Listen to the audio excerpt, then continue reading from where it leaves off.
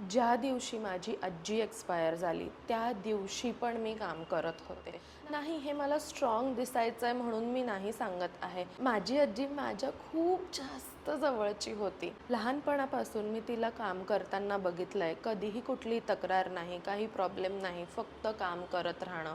कदाचित तेच मी तिच्याकडून शिकले. ज्या दिवशी आजी गेली त्या दिवशी मीही साईट हँडल केले, क्लायंट कॉल्स अटेंड केले आणि स्टुडंट्सला शिकवलं होतं. दिवशी ती गेली, मलाही खूप जास्त दुःख झालं.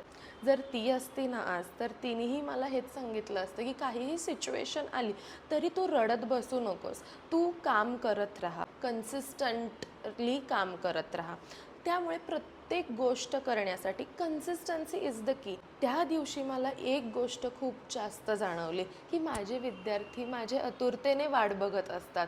माझे क्लायंट्स माझ्यावर विश्वास टाकून त्यांचं ड्रीम होम डिझाईन करायला देत असतात आणि ते बघून मला असं वाटलं की दिस इज माय रिस्पॉन्सिबिलिटी, मला हे करायचंच आहे. ज्या दिवशी मला काही जण विचारतात की मला क्लायंट्स मिळत नाही, मी काय करू, मला प्रॉब्लेम आहे, मग तुम्ही मार्केटिंग कन्सिस्टंटली करतायत का, हे खूप जास्त इम्पॉर्टंट आहे. जर तुम्ही कन्सिस्टंट नसाल तर तुम्हाला रनिंग क्लायंट्स नाही मिळणार, कारण कॉम्पिटिशन खूप जास्त आहे. तुम्हाला काय वाटतं मला कमेंट बॉक्समध्ये नक्की सांगा आणि अशाच नवीन नवीन छान छान व्हिडिओजसाठी मला फॉलो करा.